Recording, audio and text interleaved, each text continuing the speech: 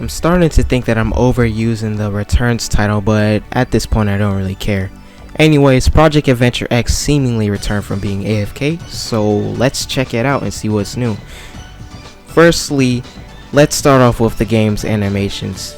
This is really the easiest thing to go over, so here are the idle animations. They kind of remind me of the idols from Sonic Unleashed, but I won't really ever know. If you're blind or something, you'll notice whenever you boost or slide, you get a cool after image mimicking your Roblox avatar. You should not make your Roblox avatar look ugly, but I mean, that's not my concern. Whenever you boost, homing attack, or really do anything in the game, you get this blue trail, which is pretty cool, I suppose. Oops. There is the running animation, sliding animation, and quick stepping, but there's not really much to say about those, so that they're good, but I mean, there's not really much I can talk about those.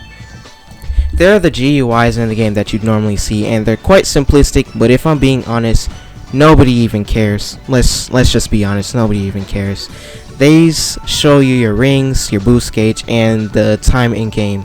There are also enemies in this test area with health bars, and while they're not really an issue, when you kill them, their pieces are lying on the ground, which is a pretty cool detail in my opinion. Did you guys notice that when you're underwater, it shows you how much air you've got? That's pretty useful, so you don't have to keep poking around getting ready to die. And if it's quite obvious already, whenever you do eventually die, you explode into pieces. Alright, so I've talked about literally most things besides the main thing you care about. This is the gameplay after all, and how the game controls. The game itself feels like a hybrid between the boost formula and the adventure formula, but it seems to stray away from the adventure formula in favor of the boost.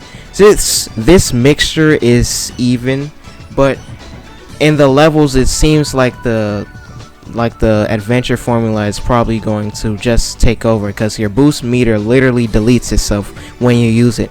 This game's engine has some pretty cool swag, I will not lie, but platforming feels a little bit slippery, I guess, because you kind of accelerate a bit much fast.